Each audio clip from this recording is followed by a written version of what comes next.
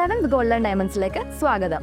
പൊന്നു വാങ്ങാൻ പൊന്നുവേണം. ഇത്തവണ സെവൻസ് നിങ്ങൾക്കായിട്ട് എത്തിയിരിക്കുന്നത് ലക്ഷം ഓഫറുമായാണ്. നറുക്കെടുപ്പിലൂടെ തിരഞ്ഞെടുക്കപ്പെടുന്ന 10 പേർക്ക് 10,000 രൂപ വീതവും കൂടാതെ നിരവധി സമ്മാനങ്ങളും. അപ്പോൾ തീയതി മറക്കണ്ട, ഓഗസ്റ്റ് 20 മുതൽ സെപ്റ്റംബർ 15 വരെ. അപ്പോൾ ഏവർക്കും സെവൻസ് ഗോൾഡൻ ഡയമണ്ട്സിന്റെ ഹൃദയം നിറഞ്ഞ ഓണാശംസകൾ.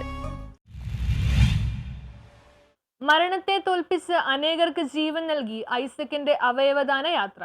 എനിക്കിന്ന് നല്ല ധൃതിയായിരുന്നു. ഒരു പക്ഷേ ഇന്ന് ഏറ്റവും അധികം വേഗത്തിൽ ഏറ്റവും അധികം ദൂരം യാത്ര ചെയ്തവരിൽ ഒരാളായിരിക്കും ഞാൻ. സമയവുമായിട്ടുള്ള ഓട്ട മത്സരത്തിലായിരുന്നു എന്ന് തന്നെ പറയാം. രാത്രി 2 മണിക്ക് എറണാകുളത്ത് നിന്ന് പുറപ്പെട്ട് രാവിലെ 6:30 തിരുവനന്തപുരം കിംസ് ആശുപത്രിയിലെത്തി.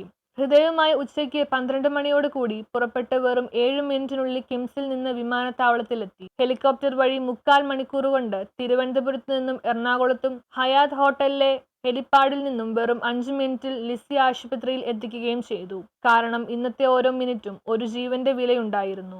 ഡോക്ടർ എന്നതിലുപരി മനുഷ്യൻ എന്ന നിലവിൽ ഏറ്റവും അധികം സന്തോഷം തോന്നുകയും എന്റെ സർക്കാരിൽ അഭിമാനം തോന്നുകയും എന്റെ സിസ്റ്റത്തിലെ വിശ്വാസം ഊട്ടിയുറപ്പിക്കുകയും ചെയ്ത ദിവസം കൂടിയായിരുന്നു ഇന്ന്. കിംസിലെ ഓപ്പറേഷൻ തിയേറ്ററിൽ വെച്ച് ഐസക് ജോർജിനെ കണ്ടപ്പോൾ മനസ്സൊന്ന് വിറച്ചു.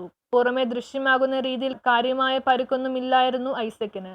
എന്നാൽ അപകടത്തിൽ തലച്ചോറ് പൂർണ്ണമായും പ്രവർത്തനരഹിതമായിരുന്നു.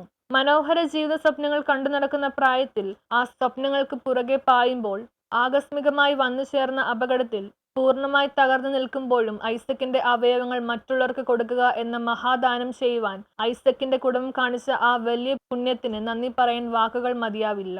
ഹൃദയവും 2 വൃക്കകളും കരളും മുറിച്ചു മാറ്റുന്ന ഓരോ നിമിഷവും മനസ്സ് വിങ്ങുകയായിരുന്നു. തങ്ങളുടെ ജീവിതത്തിലെ ഏറ്റവും വലിയ ദുരന്തത്തെ നേരിട്ട് നിൽക്കുമ്പോഴും സ്വന്തം മകന്റെ സ്വന്തം സഹോദരന്റെ അവയവങ്ങൾ മറ്റുള്ളവർ ജീവിക്കാനായി ദാനം ചെയ്യാമെന്ന തോന്നൽ ആ കുടുംബത്തിനുണ്ടായത് ഐസക് ജോർജിന് വിശ്വസിക്കുന്ന പ്രത്യയശാസ്ത്രം കൊണ്ട് തന്നെയായിരിക്കണം. വ്യാഴാഴ്ച പാതിരാത്രി മുതൽ മുഖ്യമന്ത്രിയും അദ്ദേഹത്തിന്റെ ഓഫീസും, മന്ത്രി പി രാജീവും അദ്ദേഹത്തിന്റെ ഓഫീസും, ആരോഗ്യമന്ത്രിയും ഓഫീസും നിരന്തരം ഇടപെടുകയും സർക്കാരിന്റെ സഹായത്തോടു കൂടി ഹെലികോപ്റ്റർ സേവനം വിട്ടു നൽകുകയും ചെയ്തു. തിരുവനന്തപുരത്തും എറണാകുളത്തും സങ്കീർണമായ കാര്യങ്ങൾ എല്ലാം ഏകോപിപ്പിച്ചത് മുതിർന്ന IPS IAS ഓഫീസർമാരായിരുന്നു. കിംസ് ആശുപത്രിയിൽ നിന്ന് വിമാനത്താവളത്തിലേക്കും ഹയാത്ത് ഹെലിപ്പാഡിൽ നിന്നും ആശുപത്രിയിലേക്കും ക്ലീൻ കോറിഡോർ ഒരുക്കിയത് ഈ 2 നഗരത്തിലെ പോലീസ് ഉദ്യോഗസ്ഥരായിരുന്നു.